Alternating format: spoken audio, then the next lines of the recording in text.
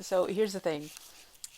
As a creative person, I have never ended up dating someone who either was creative in the ways that I am or who really understood the pressures and of just the creative careers and also having that creative relationship with yourself. The reality of dating a creative person is probably less understood in a just positive, practical way.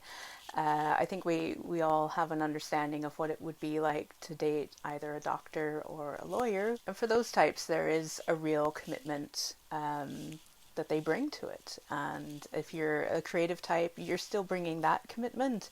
It's not taken as seriously by society, it's certainly not compensated as well, but it is essentially a similar thing of as a creative you have a relationship with your own creative talents and the responsibility to nurture those talents and develop them. And you also, if you are in a creative industry, you then have a relationship with your employers, with clients, with your audience, and all of that is taking energy as well. So, someone who is along for the ride but doesn't really understand or appreciate those pressures, especially with dating a woman in the creative industries and having to see everything that she has to go up against. If you're not taking that seriously, or you think, oh, that's just you exaggerating, then you're sort of being a drag on the relationship. I'm so sorry. I just summed up all of my ex-boyfriends. I recorded an earlier version of this, and it was awful because I had such a feeling of imposter syndrome. What authority do I have to give dating advice when I've not had relationships that supported me as a creative person? So what can I possibly bring when I've definitely not experienced success in that area, or success in a way that nurtured my creative life if I was a non-creative person. And the thing is, like, my ex-boyfriends are all in relationships now and they're perfectly happy, but they are with non-creative people who are not working in creative industries, and that's led to their happiness. And I'm happy for them. I'm so sorry. I'm trying to be serious here. So I have this prayer that I use for ex-boyfriends, and it's really sweet and simple, and it goes like this. God bless them and keep them far away from me. So let me calm down and be serious. So what you are as a creative person, when you're thinking about, being in a romantic relationship and having your emotional needs met, you're already in a relationship with your own creative brain. Hopefully, it's a positive one. You're already in a relationship with your creative career, which will have its ups and downs. It's not going to be 100% positive. That's not how creative industries work. So you're up against the pressures of time and other commitments, your own creative juices and stamina, and then there's the business side of it, the business pressures, all the networking and this and that. um, so you already have commitments in your life. When you're thinking about adding a romantic relationship as another commitment, one that you're going to be devoting lots of energy to, when you bring that kind of attention to another person, you are giving them permission to have their thoughts, feelings, and emotions affect yours. Hopefully, this is happening in a positive way if your energy is matched. When I started dating, there was very little, if any, advice about what to look for in a partner if you are a creative person, if you're a creative type and you're interested in pursuing a creative career. And the best metaphor that I can come up with to explain what it's like is that as a creative person, you're like a rose in a desert. So our society does not support creatives in the sense of taking them seriously, in the sense of compensating them fairly, in the sense of investing in them from start to finish and throughout their careers.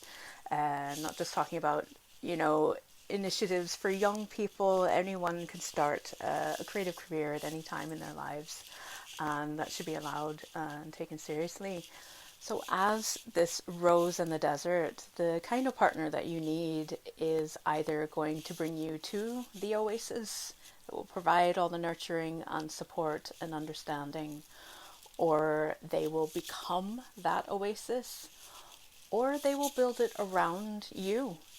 And if you're in a relationship with another creative person, then you need to bring that to them. There needs to be that equal give and take. And the and I'm not saying that one person in a relationship should take up all the energy and attention just because of their career, but when you're embarking on this journey of, you know, loving a creative person and being in their life, and you just need to understand that, like, there's a responsibility there. Their self-belief and their self-worth is being assailed. That enormous pressure just puts you in the position of being the shelter in the storm. That's what you're signing up for, if you didn't know that. And if you're the creative person looking for, you know, the partner who's, you know, going to be a match for you, it really is like, how did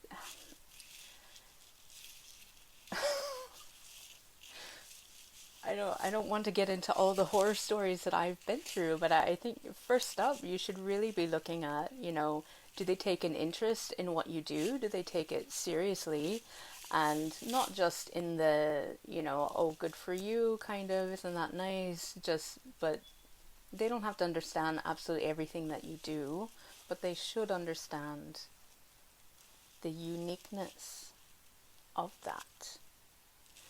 Because to be a creative is to be a bit of a magician. You're bringing something into being that was not there before, and it wasn't there outside of you. Like, you bring your own personal stamp, your own personal unique talents to what you do, and you have your own perspective that's unlike anyone else's. You have your own backstory, secrets, mysteries that inform your work.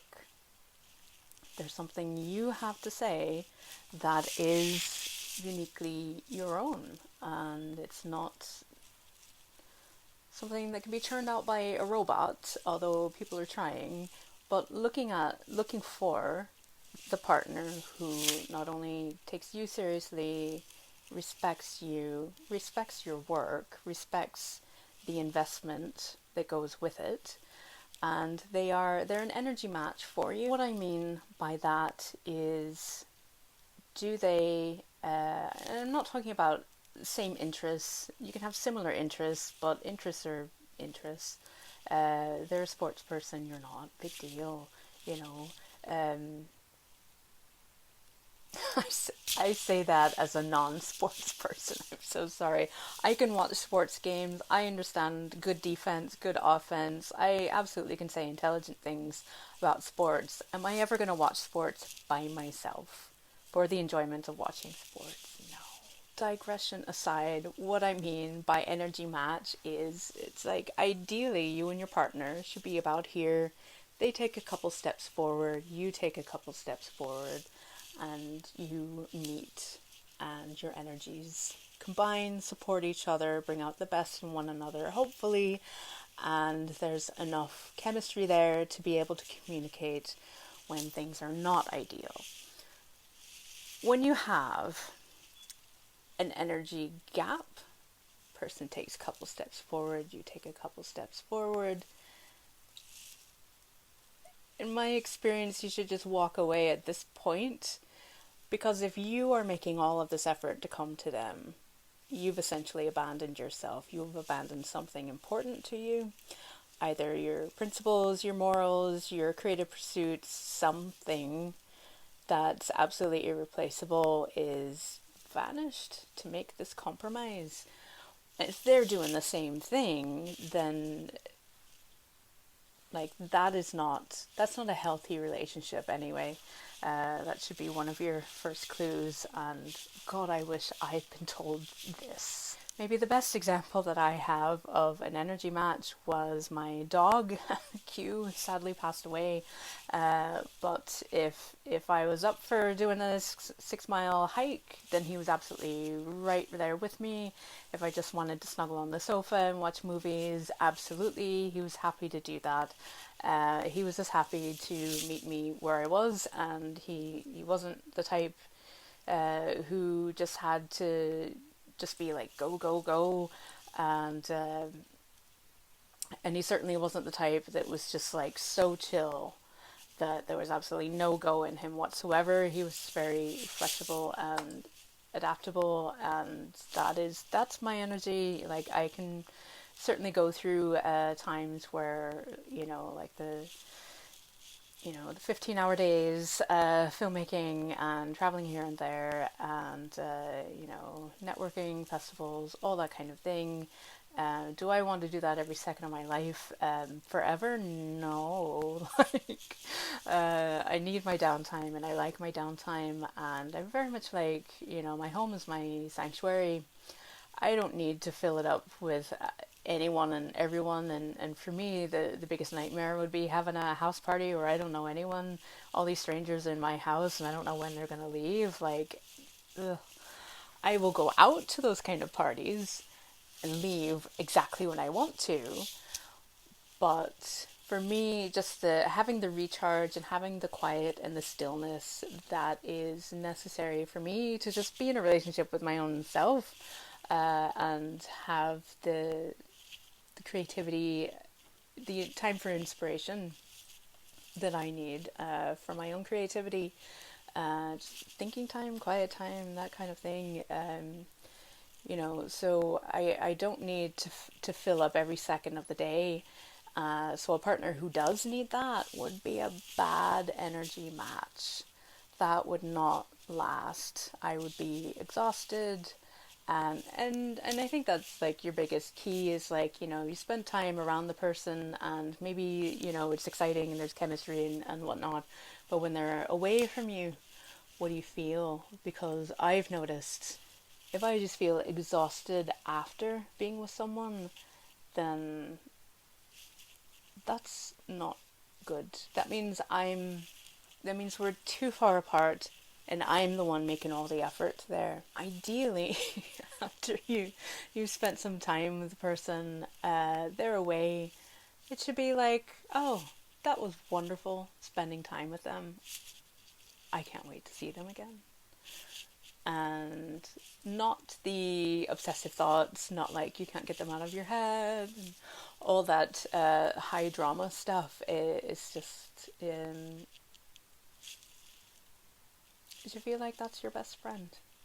I'm going to include story time, and this may look a bit choppy because I'm trying not to give away too much information. So a friend of mine, when I was in Los Angeles, she had a famous relative who was much older than me, but that's my thing, so this is probably why she suggested it. But she was like, look, he's single, what do you think of him? And tall, lanky, soft spoken. He's passed away now, so I'm not giving away like his name or where he lived or anything like that. um Very, very well known. So she was very blunt, and she just told me straight up how it is with him. And he was essentially living in some, luxury cabin in the woods, semi-retired from Hollywood. And at that time, I was booked and busy as a filmmaker, and she had taken steps to sort of set up possibly a date, and she had already spoken to him before she spoke to me. just she was just very she was all about having this happen, and but told me straight up that he really liked drinking and he was really just hoping for someone who also liked drinking. And having dated a middle-aged Irishman previously, I'd already been through that, and my liver had been through it as well. And I was not thrilled, I'll put it that way. But other qualities he had seemed like a very good match, and she immediately suggested another older actor who had recently divorced, but for similar reasons, because at the time he was an alcoholic. And I told her, like, look, if these men are actually getting help and taking care of themselves, and again, we're talking about energy match, if they can take a couple steps and take a couple steps, and perhaps we'll meet in the middle, not like they're not in getting help, they're not taking care of themselves. Like, am I supposed to be this nursemaid coming in? Like, I did not relish that, because it's like the sacrifice has to come somewhere. Then if my all my energy is going to another person, then it's not going to me, it's not going to my creative endeavors, and it's certainly not going to the energy that I have to withstand a creative career and all the pressure and all the rejection and anxiety and everything else that goes in that. So if I'm just being the supportive one and they're not coming in with support, I would not consider that a match. Now, there was a third option. He was dating someone at the time, and she was like, I could introduce you. Maybe the girlfriend won't matter after he meets you. And I was like, I'm not a boyfriend stealer. And she was like, oh, honey, this is Hollywood. So, in terms of that, like, say, a healthy, older, successful person, can I meet them halfway in terms of, travel and general busyness and networking and that kind of thing? Then absolutely yes. I still want my home time. I still want, to be able to cook and bake and do little things for me, and I still want to be able to just hang out and watch films. I still want to just curl up on the sofa with a hot chocolate and watch old movies. I still want to, go for long walks in the woods. I am not the type that, like, oh, I need to count my steps and I need to look at my heart rate here and I need to power walk through this forest. It's like, no, I want to look at the forest. I want to see the birds and the squirrels and the deer, and I want to just have an experience. And the person that I'm with is part of that experience, and that's an important thing to me when I am with someone. But the idea of, constantly doing something, I can do that in busy phases, but I like to step back from that. I like to take time for myself. So for me, like, my energy is, that's fine. There are times I'm going to be absolutely busy. There are times when I can be chilled out. Do I want only chilled out? Would I have been happy with Mr. Cabin in the Woods? Like, that's all we do. We're not doing anything creative. We're not going out. We're leaving the woods again. Like, that's that's not for me. But when we're going back to the principle of attention as permission, when you're giving your attention, you're giving your energy to another person, then you're giving permission for an energy flow, an exchange of ideas, and you end up sort of negotiating in a sense. You end up coming closer and closer together energy wise, and that's how you end up in a kind of union with someone. You're both affecting one another, you are both supporting one another, and that is a real responsibility. It's a responsibility of care, it's a responsibility of kindness and compassion and forgiveness, and a responsibility of finding solutions to difficult things, because you can easily be triggered by another person just inadvertently, and nothing that's meant to hurt you, but it just brings up something from your past that you need to deal with. And so the responsibility is on you to continue to deal with yourself, your own negative beliefs, and continue to be in a balanced enough state for yourself, for your creative life, and also this relationship that you have. And that's a lot of juggling work. And again, I go back to the example of the doctor and the lawyer, and people seem to know what they're getting into with dating those types. But there's less appreciation for, oh, you're dating someone creative. Isn't that sweet? They have a hobby. It really is just devalued. So if you're dating someone who doesn't value that, then the risk is that starts to affect yourself. And I didn't want to give any examples of ex-boyfriends that were particularly toxic, but one in particular really, he started off very supportive. He liked to read, he liked to watch films, but in terms of dating anyone who produced those things, no clue, no appreciation for it either, apart from bragging about it. But he decided to see my creative gifts as his competition. And while it was cool to encourage me in the beginning, he gradually, and it was just, I didn't really see this happening because it happened by degrees, but eventually, to make things short, he became like a toxic sludge in my life. And that did set me back in terms of publishing and in terms of having the just the resilience and the wherewithal to keep going in spite of rejections, because he said something just really insidious, because I'm also an artist, but I don't pursue that as much career-wise. To me, I like to have something where it's basically just my own creative expression, and I'm not worried about having to sell it. And so my art is very much that for me, but writing has always been more like a career pursuit. And so he said, it's a shame that your writing can't move people the way that your art does. Such a backhanded compliment in a way.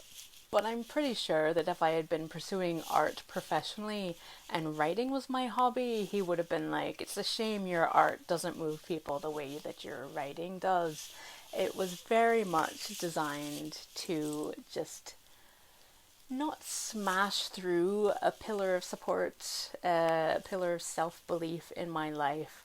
It was just sort of like this termite, like, gnawing at it. And that stuck with me for years.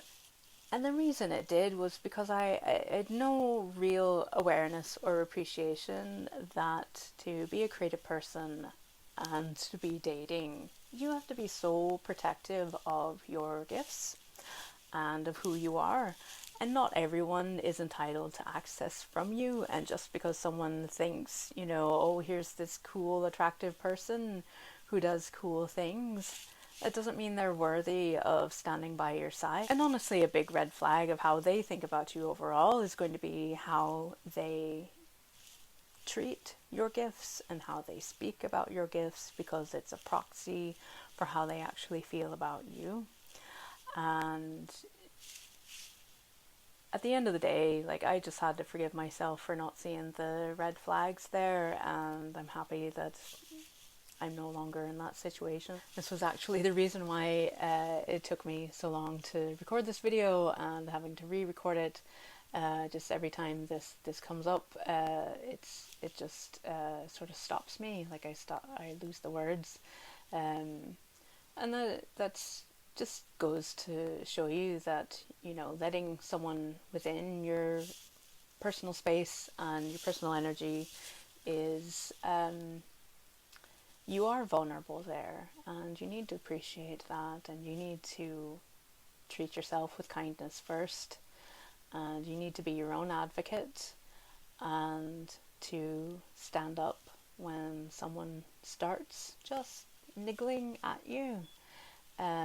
Because they'll start small just to see where your reaction is, and then that will escalate. For the negative types, I'm not talking about just a normal person and a normal miscommunication. Like he had said that to hurt me, and he was just that type of person. The whole point of making this video, and I hope it reaches the right people and I hope it helps the right people, is to just be more aware that there's just extra. If you're a creative type, you're just bringing extra to the table, and you need someone who is prepared to handle that amount of extra, and who wants to, who thinks, that's wonderful, isn't that amazing, look at all the things she does. So I hope we all find that magic person. I really, really do. Take care.